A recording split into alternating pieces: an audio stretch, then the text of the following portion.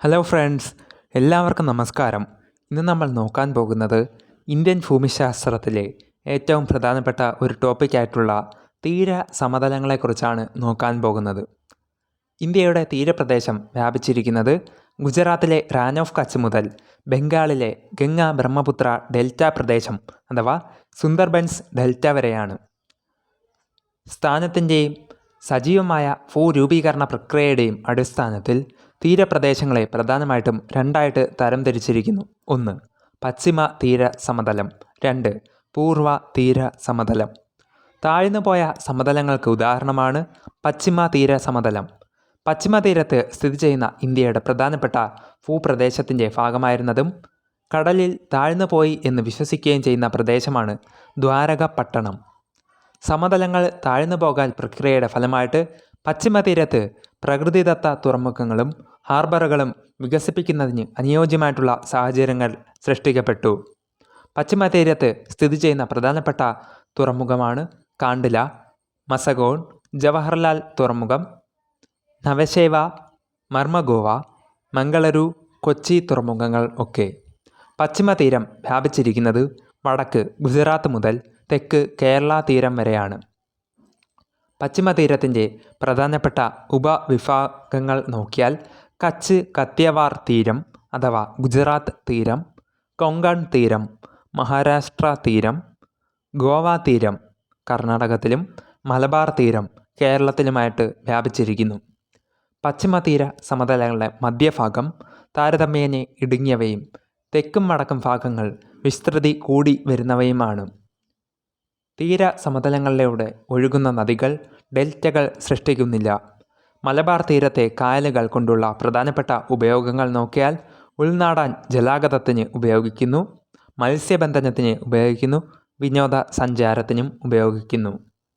പശ്ചിമ തീരത്തെ അപേക്ഷിച്ച് കിഴക്കൻ തീരസമതലത്തിൻ്റെ പ്രത്യേകതയാണ് കിഴക്കൻ തീരസമതലം വീതി കൂടിയവ ആണ്. ഉയർത്തപ്പെട്ട തീരസമതലത്തിന് ഉദാഹരണമാണ് കിഴക്കൻ തീരസമതലം. കിഴക്കോട്ടൊഴുകി ബംഗാൾ ഉൾക്കടലിൽ പതിക്കുന്ന നദികൾ പൂർവ്വ തീരങ്ങളിൽ ഡെൽറ്റകൾ സൃഷ്ടിക്കുന്നു. കിഴക്കൻ തീര സമതലങ്ങളിൽ ഡെൽറ്റകൾ സൃഷ്ടിക്കുന്ന പ്രധാനപ്പെട്ട നദികൾ നോക്കിയാൽ മഹാനദി, ഗോദാവരി, കൃഷ്ണ, കാവേരി ഒക്കെയാണ്. ഈ തീരസമതലത്തിൽ തുറമുഖങ്ങളും ഹാർബറുകളും കുറവായതിനുള്ള പ്രധാനപ്പെട്ട കാരണം ഇവ ഉയർത്തപ്പെട്ട തീരങ്ങളായതുകൊണ്ടാണ്.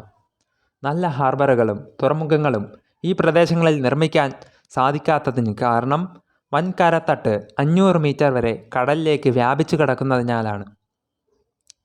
ഫലഭൂഷ്ടമായുള്ള മണ്ണുള്ള ഈ മേഖലയിലെ പ്രധാന കാർഷിക വിള നെല്ലാണ്.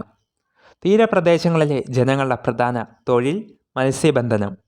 കിഴക്കൻ തീരസമതലത്തിലെ പ്രധാനപ്പെട്ട നദികളാണ് കാവേരി, കൃഷ്ണ, ഗോദാവരി, മഹാനദി. ബംഗാൾ ഉൾക്കടലിനോട് ചേർന്ന് സ്ഥിതി ചെയ്യുന്ന തീരം അറിയപ്പെടുന്നത് കിഴക്കൻ തീരം എന്നും പടിഞ്ഞാറൻ തീരസമതലത്തിൻ്റെ വീതി കിഴക്കൻ തീരത്തെ അപേക്ഷിച്ച് കുറവുമാണ്. കേരളം സ്ഥിതി ചെയ്യുന്നത് പടിഞ്ഞാറൻ തീരത്താണ്. കേരളത്തിൻ്റെ തീരപ്രദേശത്ത് കാണപ്പെടുന്ന ധാതുക്കൾ മോണോസൈറ്റും ഇൽമനൈറ്റുമാണ്. അറബിക്കടലിനോട് ചേർന്ന് സ്ഥിതി ചെയ്യുന്ന തീരം അറിയപ്പെടുന്നത് പടിഞ്ഞാറൻ തീരം എന്നാണ്. അടുത്തതായിട്ട് കിഴക്കൻ തീരപ്രദേശം. വടക്ക് കിഴക്കൻ മൺസൂണിൻ്റെ പ്രഭാവം കൂടുതലായിട്ട് അനുഭവപ്പെടുന്ന തീരപ്രദേശമാണ് കിഴക്കൻ തീരപ്രദേശം.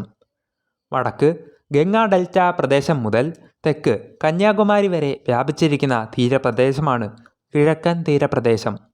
മഹാനദി, ഗോദാവരി, കൃഷ്ണ, കാവേരി എന്നീ നദികളുടെ ഡെൽറ്റകൾ ഉൾപ്പെടുന്ന തീരപ്രദേശം കിഴക്കൻ തീരപ്രദേശമാണ്. എക്കൽ നിക്ഷേപത്തിൻ്റെ ഫലമായിട്ട് രൂപം കൊണ്ടതും ഡെൽറ്റകളാൽ സമ്പുഷ്ടമായിട്ടുള്ള ഭൂപ്രദേശമാണ് കിഴക്കൻ തീരപ്രദേശം. പടിഞ്ഞാറൻ തീര സമതലങ്ങളെക്കാളും വിസ്തൃതമാണ് കിഴക്കൻ തീര സമതലം. പൂർവ്വഘട്ടത്തിനും ബംഗാൾ ഉൾക്കടലിനും ഇടയിൽ സ്ഥിതി ചെയ്യുന്ന തീരസമതലമാണ് കിഴക്കൻ തീരസമതലം. ഈ തീരസമതലത്തെ രണ്ടായിട്ട് തരംതിരിച്ചിരിക്കുന്നു. ഒന്ന്, കോറമാണ്ടൽ തീരം. രണ്ട്, വടക്കൻ സിർക്കാസിസ് എന്നും. കോറമാണ്ടൽ തീരത്തെക്കുറിച്ച് നോക്കുമ്പോൾ ചോളമണ്ഡലം എന്ന പേരിൽ നിന്നുമാണ് ഈ തീരപ്രദേശത്തിന് കോറമാണ്ടൽ എന്ന പേര് ലഭിച്ചത്. തമിഴ്നാട് തീരവും ആന്ധ്രാപ്രദേശിൻ്റെ തെക്ക് തീരവും ഉൾപ്പെടുന്ന തീരപ്രദേശമാണിത്. കോറമണ്ടൽ തീരസമതലം ആന്ധ്രാപ്രദേശിൽ അവസാനിക്കുന്ന പ്രദേശം അറിയപ്പെടുന്നത് ഫാൾസ് ദേവി പോയിന്റ് എന്നാണ്. കോറമണ്ടൽ തീരത്ത് കാണപ്പെടുന്ന പ്രധാനപ്പെട്ട മണ്ണ് എക്കൽ മണ്ണാണ്.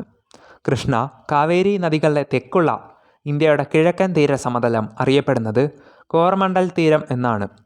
വടക്കൻ സിർക്കാർസ് ആന്ധ്രാപ്രദേശിൻ്റെ വടക്കൻ തീരവും ഒഡീഷയുടെ തീരവും പശ്ചിമ ബംഗാൾ തീരപ്രദേശവും ഉൾപ്പെടുന്നു.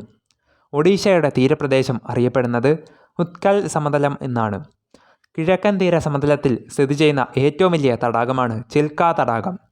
ഈ തീരസമതലത്തിൻ്റെ പ്രധാനപ്പെട്ട തുറമുഖം വിശാഖപട്ടണം. മഹാനദി, കൃഷ്ണ എന്നീ നദികളുടെ കിഴക്ക് ഭാഗത്തുള്ള ഇന്ത്യയുടെ കിഴക്കൻ തീരസമതലം അറിയപ്പെടുന്നത് വടക്കൻ സിർക്കാർസ് എന്നാണ്. അടുത്തതായിട്ട് പടിഞ്ഞാറൻ തീരപ്രദേശം. ഗുജറാത്തിലെ റാൻ ഓഫ് കച്ച് മുതൽ കന്യാകുമാരി വരെ വ്യാപിച്ചിരിക്കുന്ന ഇന്ത്യൻ തീരപ്രദേശമാണ് പടിഞ്ഞാറൻ തീരപ്രദേശം. പശ്ചിമഘട്ടത്തിനും അറബിക്കടലിനും ഇടയിലായിട്ട് സ്ഥിതി ചെയ്യുന്ന സമതലമാണ് പടിഞ്ഞാറൻ തീരസമതലം. നമുക്ക് തെക്കു പടിഞ്ഞാറൻ മൺസൂണിൻ്റെ പ്രഭാവം കൂടുതലായിട്ട് അനുഭവപ്പെടുന്ന തീരപ്രദേശമാണ് പടിഞ്ഞാറൻ തീരപ്രദേശം. മനോഹരമായിട്ടുള്ള കായലുകളും അഴിമുഖങ്ങളും ഈ തീരസമതലത്തിൻ്റെ പ്രത്യേകതയാണ്. പടിഞ്ഞാറൻ തീരസമതലത്തിൻ്റെ പ്രധാനമായിട്ടും 3 തരം തിരിച്ചിരിക്കുന്നു. 1. ഗുജറാത്ത് തീരം.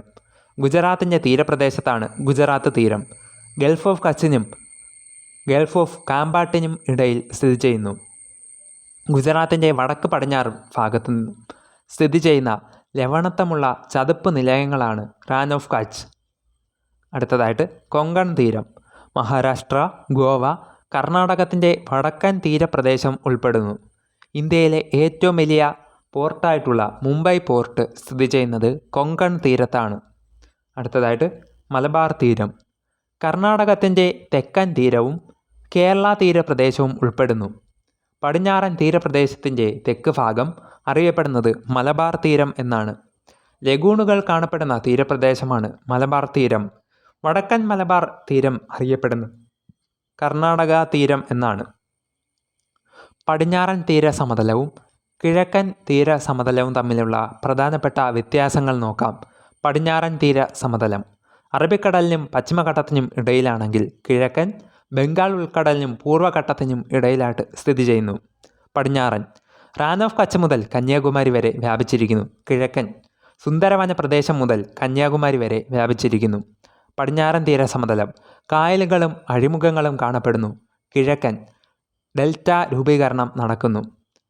പടിഞ്ഞാറൻ തീരസമതലത്തിന് താരതമ്യേന വീതി കുറവാണെങ്കിൽ കിഴക്കനായപ്പോൾ വീതി താരതമ്യേന കൂടുതലാണ്.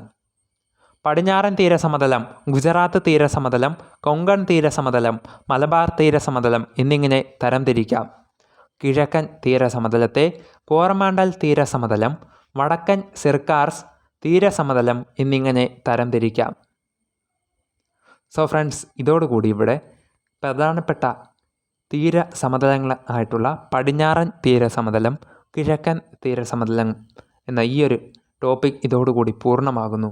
നിങ്ങൾക്ക് ഈ വീഡിയോ ഇഷ്ടപ്പെട്ടെങ്കിൽ ലൈക്ക് ചെയ്യാനും നിങ്ങളുടെ ഫ്രണ്ട്സിനായിട്ട് ഷെയർ ചെയ്ത് കൊടുക്കാനും നിങ്ങളുടെ വിലയേറിയ അഭിപ്രായങ്ങളും നിർദ്ദേശങ്ങളും ഇനി വേണ്ടുന്ന ടോപ്പിക്സുമൊക്കെ എന്നെ കമൻ്റായിട്ട് രേഖപ്പെടുത്തി അറിയിക്കാവുന്നതുമാണ്. ചാനൽ ഇതുവരെയും സബ്സ്ക്രൈബ് ചെയ്യാത്ത കൂട്ടുകാർ ഇതുപോലെയുള്ള PSC റാങ്ക് ഫയൽ ടോപ്പിക്സിനും മറ്റ് ഇമ്പോർട്ടൻറ്റ് ക്വസ്റ്റ്യൻസിനും എല്ലാത്തിനുമായിട്ട് ചാനൽ ഇപ്പോൾ തന്നെ സബ്സ്ക്രൈബ് ചെയ്ത് ബെൽ ബട്ടൺ കൂടി എനേബിൾ ചെയ്ത് വെക്കുക. കൂടുതൽ വീഡിയോസ് ഉടൻ വരുന്നതായിരിക്കും. ഏവർക്കും നന്ദി, നമസ്കാരം.